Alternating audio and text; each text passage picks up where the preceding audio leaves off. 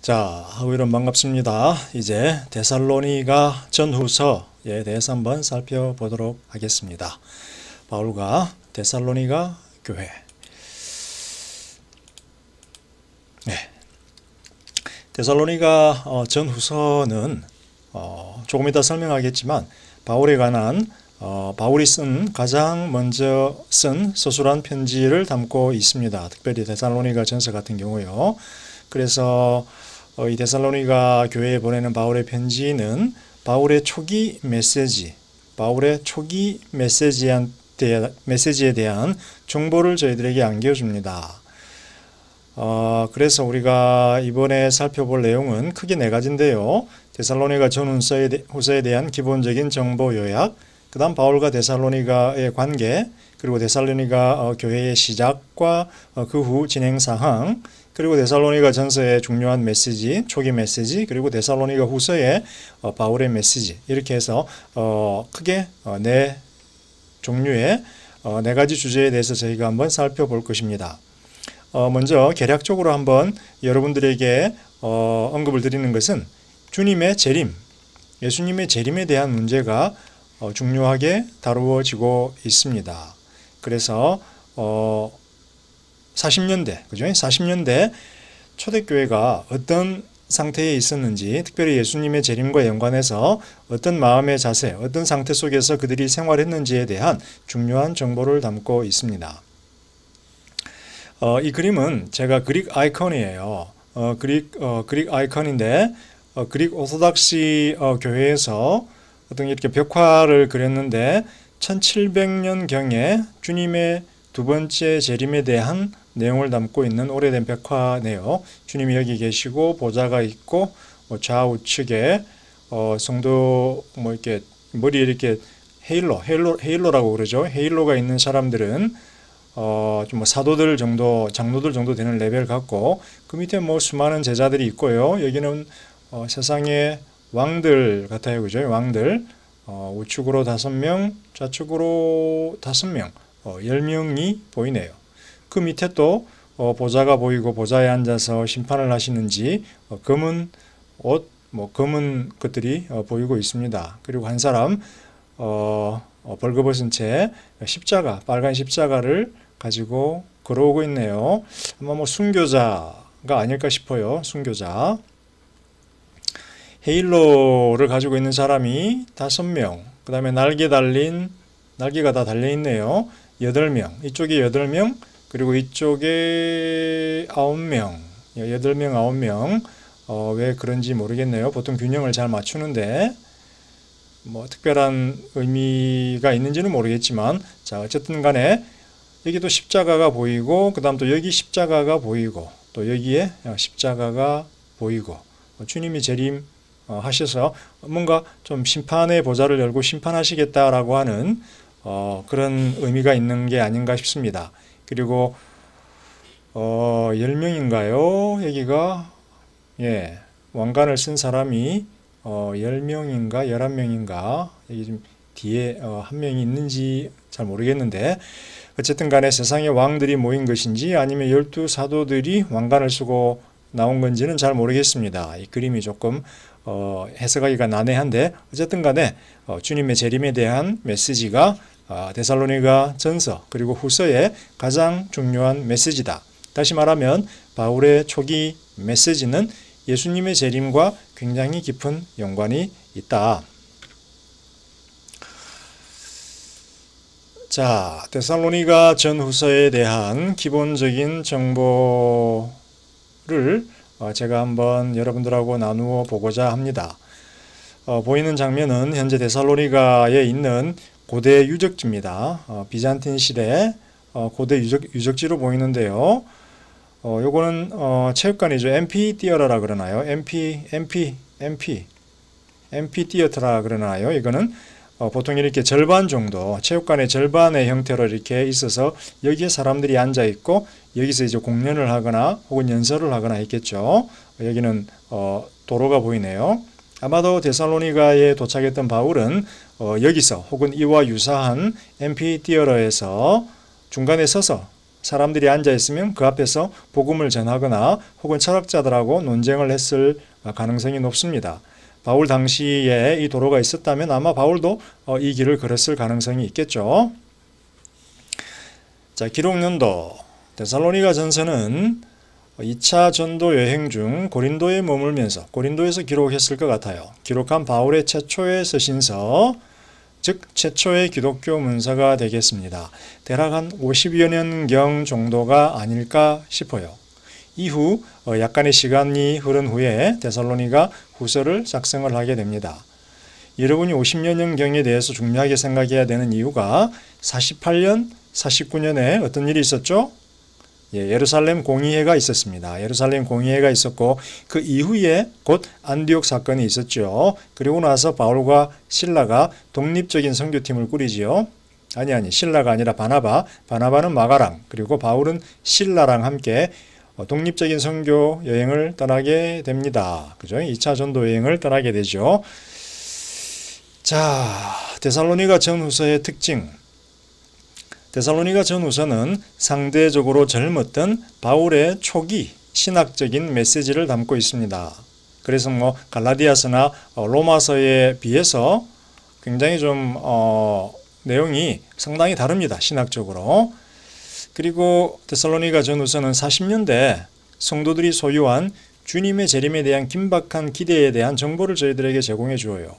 갈라디아서, 로마서, 고린도 전후서에 보게 되면은 성도들의 삶에 대한 많은 문제들이 등장을 하는데 40년대 같은 경우는 주님이 30에서 32년에 죽고 부활하셨으니까 채 한 10년, 20년 주님이 죽고 부활한 지 20년 후입니다. 한 20년 정도 20년 후기 때문에 아직 주님이 하늘로 올라간 것을 제자들이 본 그대로 곧 오신다라고 하는 주님의 재림에 대한 긴박한 기대가 존재했지요.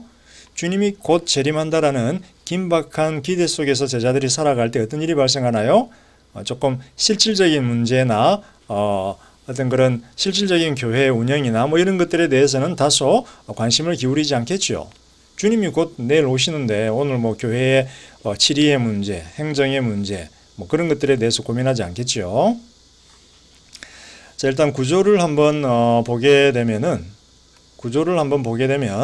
데살로니가 전서와 후서가 조금 다르게 나타나는데요. 일단 바울은 항상 편지 여러분 예의를 지켜야 됩니다. 편지를 시작하며 인사말 그리고 편지를 마치며 그리고 편지를 시작하며 편지를 마치며 보통 편지를 마칠 때는 축복의 말씀이 들어가죠.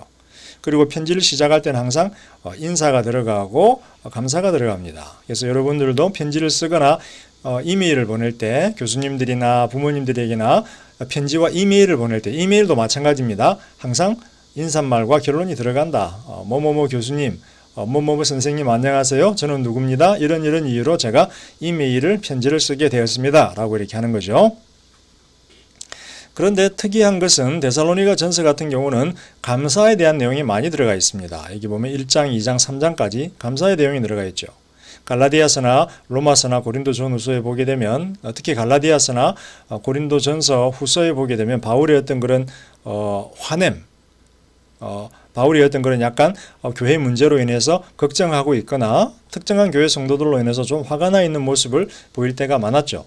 근데 데살로니가 전서 같은 경우는 그런 바울의 대적들이 등장하지 않습니다. 대신 감사의 말씀에 대해서 많이 표현을 하고 있습니다. 첫 번째는 그들이 가진 믿음 때문에 감사하다. 그 다음에 과거 데살로니가에서 바울이 자신이 사역할 때 그들과 있었던 좋은 믿음의 교육 때문에, 교제 때문에 회상하면서 감사한다. 그 다음에 여전히 지금 데살로니가 교회는 바울이 떠난 이후에 고난을 겪고 있었습니다. 좀 유대인들의 핍박, 그 다음에 헬라인들의 핍박이 있었죠. 핍박. 당시 이제 헬라 사회는 다종교 사회입니다. 다종교 사회이기 때문에 황제 숭배도 해야 하고 아폴로라든지 아프로디테라든지 제우스라든지 이런 신들을 숭상을 하죠. 다종교 사회, 다종교 사회인데 우리는 어떠한 신도 섬기지 않고 창조주 하나님만 섬기겠다라고 했기 때문에 주위 사람들로부터 오는 핍박이 있었습니다. 그리고 또 유대인들도 핍박을 했죠. 예수를 믿으니까. 그래서 데살로니가 교회는 어느 정도의 핍박과 고난을 경험하고 있었지만 그들이 믿음으로 견고하게 서 있다라는 거죠. 그것에 대해서 바울은 깊은 감사를 표현을 하고 있습니다. 그리고 나서 이제 두 번째 데살로니가 전서의 중요한 가르침은 뭐냐면 재림에 대한 가르침이죠. 4장 1, 3에서 5장 22절 재림에 대한 가르침을 전달하면서 특정한 문제가 하나 있었습니다. 그 문제가 한 두 가지 정도가 있었는데 그것에 대해서는 제가 곧 설명을 할 것이고요. 주님의 재림에 대한 가르침을 가르치면서 그 재림을 앞두고 어떻게 하나님을 즐겁게 하는 삶을 살아야 하는가라고 하는 제목으로 이 두 가지 큰 내용을 데살로니가 전서가 다루고 있습니다. 자, 데살로니가 전서를 받고 나서요, 데살로니가 후서를 곧 보냈는데 거기에 보면은 데살로니가 전서의 편지를 받은 데살로니가 성도들이 재림에 대한 바울의 가르침을 들었는데 큰 풍문이 일기 시작합니다. 그 풍문에 따르면 어떤 성도들이 바울로부터 편지를 받았는데 이미 재림이 성취되었다라고 하더라. 이미 재림이 왔다고 그러더라. 그럼 어떻게 되나요? 남아있는 우리는 재림을 경험하지 못했고 주님을 놓쳤다. 두려움과 걱정과 염려가 있었죠. 여기에 대한 새로운 가르침을 바울이 데살로니가 후서에서 전달한다. 그리고 바울은 성도들의 삶에 대한 가르침, 재림을 앞두고 어떻게 살아야 대한 가르침을 감사에 대한 표현 이후에 간략하게 가르친다. 그래서 여기 보면 크게 감사, 재림에 대한 가르침, 하나님을 즐겁게 하는 삶, 여기도 재림에 대한 가르침, 감사, 그리고 성도의 삶, 이렇게 세 가지 정도 비슷하게 내용이 이루어지고 있는 것을 우리가 볼 수 있습니다. 중요한 것은 재림이라고 하는 주제가 굉장히 중요하게 다루어지고 있다. 그래서 이 내용에 대해서 저희가 한번 자세히 살펴보도록 하겠습니다. 이제 바울과 데살로니가 교회에 대해서 저희가 한번 살펴보도록 하겠습니다. 바울이 데살로니가 교회를 어떻게 방문했으며 데살로니가 교회가 어떻게 탄생하게 되었는가. 자, 바울 당시 데살로니가라고 하는 도시는 로마 통치하에 있던 마케도니아의 수도이며 중요한 항구 도시였습니다. 여기 보시면 데살로니가가 여기 이렇게 보이죠. 북쪽 지방은 마케도니아, 그리고 이 북쪽 지방은 마케도니아, 이게 지금 현재 그리스입니다. 이게 지금 현재 그리스인데, 현대의 그리스인데, 북쪽은 마케도니아 지방, 남쪽은 아케아 지방이에요. 그래서 아케아 지방의 수도는 고린도, 그 다음에 북쪽 마케도니아 지방의 수도는 데살로니가.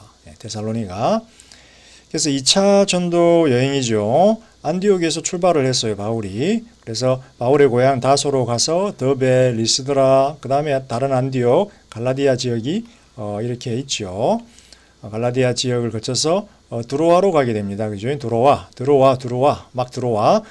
가게 되는데, 드로아에서 원래 바울은 다시 이렇게 돌아서 오려고 했죠. 그런데 이제 여기서 바울이 환상을 보았습니다. 그죠? 여기서 환상을 보는데 마게도니아인 하나가, 사도행전 16장인가요? 16장에 보게 되면 마게도니아인 하나가 환상 중에 나타나서 우리에게로 와라 그러죠. 그래서 성령께서 바울에게 가라 그럽니다. 그래서 바울은 그리스로 넘어가서 제일 처음 빌립보를 방문하고 빌립보에서 교회를 세우게 됩니다. 그래서 빌립보 교회가 그리스에서 세워진 최초의 교회, 즉 유럽에서 세워진 최초의 교회가 되겠습니다. 데살로니가 전후서 이후에 저희가 빌립보서를 공부할 때 다시 한번 자세히 설명을 하도록 하겠습니다. 그리고 나서 빌립보에서 바울이 감옥에 갇히게 되고 어떻게 되나요? 밤에 천사가 옥문을 열어주지요. 새벽에 옥문을 열어주고 빌립보 감옥에서 간수가 자신을 스스로 자결하려고 하죠. 그때 바울이 소리치면서 그러지 말아라, 우리가 살아있다라고 하죠. 그리고 나서 바울은 데살로니가로 오게 됩니다. 근데 데살로니가에서도 바울은 핍박을 당하게 되죠. 유대인들의 어떤 그런 고난을 핍박을 당하게 되고 유대인들의 반대를 경험하고 이제 아테네로 오게 됩니다. 아테네로 와서 그 다음 고린도로 오게 되죠.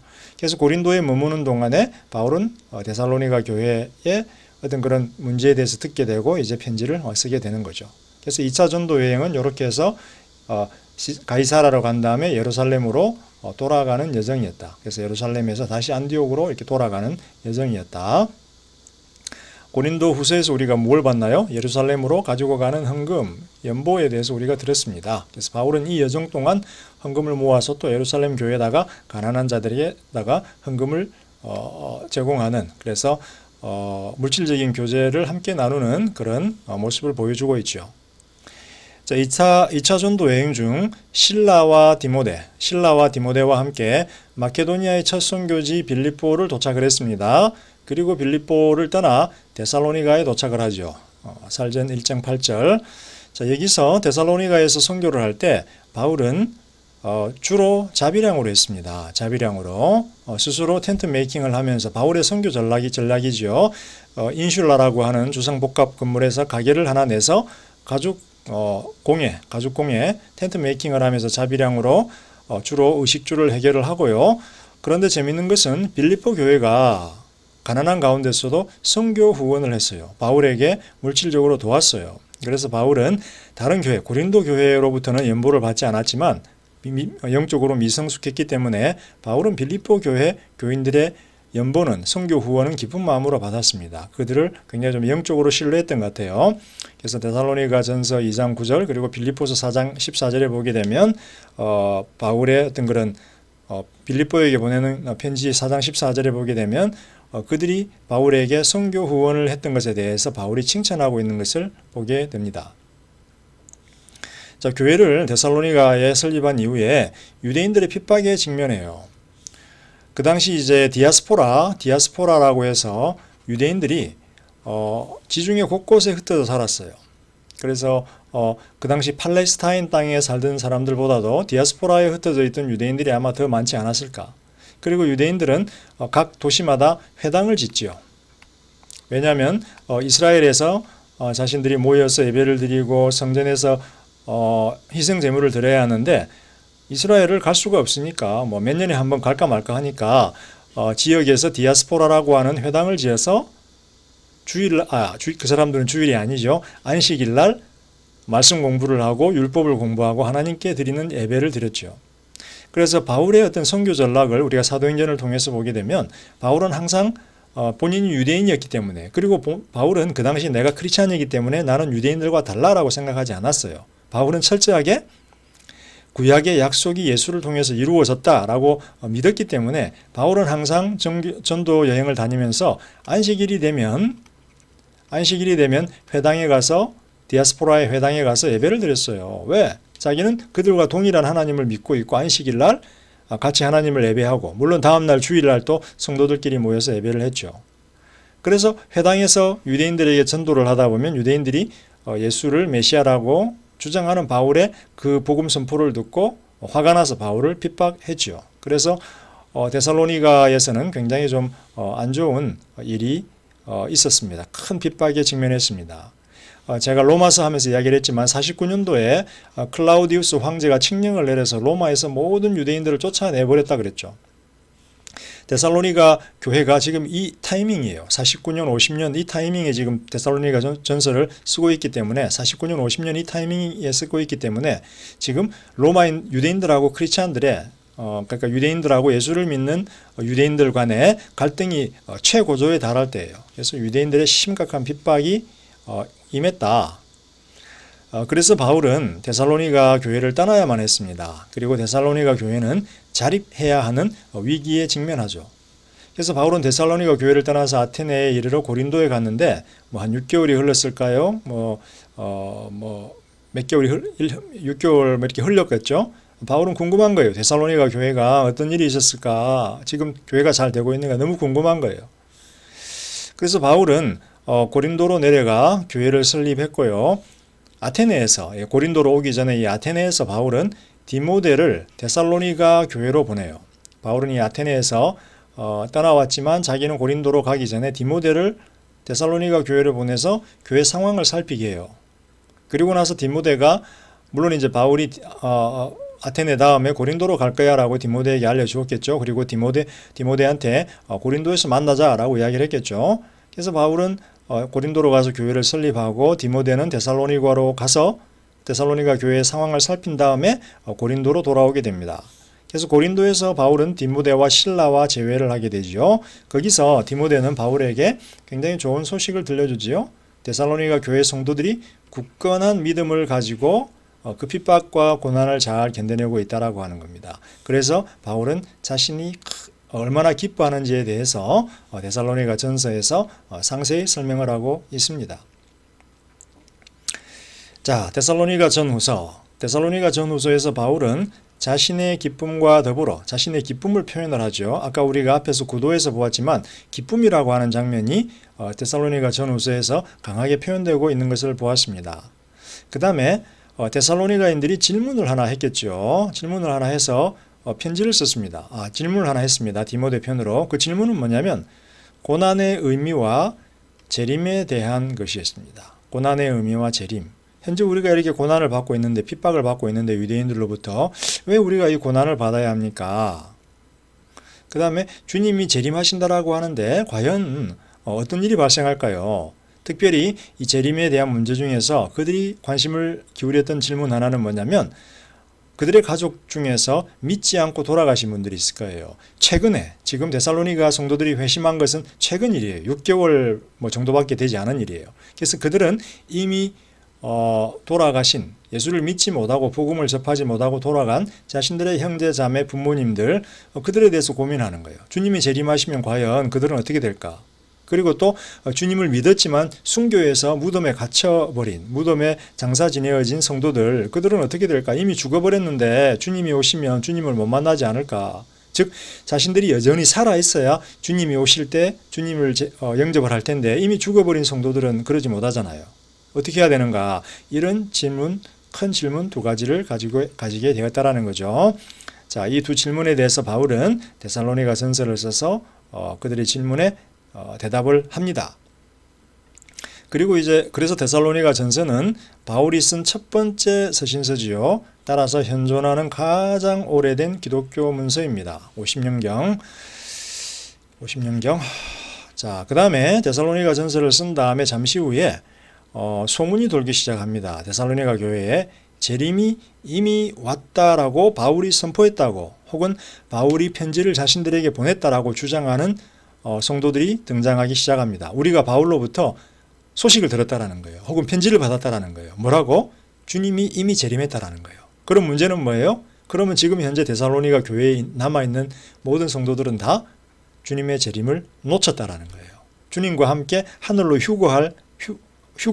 올라갈, 승천할 기회를 놓쳐버렸다라는 거예요. 그래서 데살로니가인들은 큰 혼란에 빠지게 되죠. 그래서 바울은 거기에 대해서 편지를 쓰지요. 거기에 대해서 설명을 해줍니다. 그래서 재림에 대한 그의 가르침을 또 한 번 전하게 되는데요. 그게 바로 데살로니가 후서다. 그래서 데살로니가 전서와 후서는 고난 중에서 믿음으로 견디고 있는 데살로니가 교회를 향한 바울의 기쁨이 등장을 하고 있고 표현되고 있고, 그들의 재림에 대한 궁금증의 문제를 바울이 자세히 설명하고 있다라고 하는 거죠. 자, 여러분, 저희가 이렇게 해서 바울과 데살로니가 교회의 문제에 대해서 데살로니가 교회의 설립에 대해서 한번 살펴보았습니다. 이제 몇 가지 좀 자세한 메시지, 바울의 어떤 그런 데살로니가 전후서에 드러나는 메시지에 대해서 저희가 한번 상세하게 살펴볼 텐데요.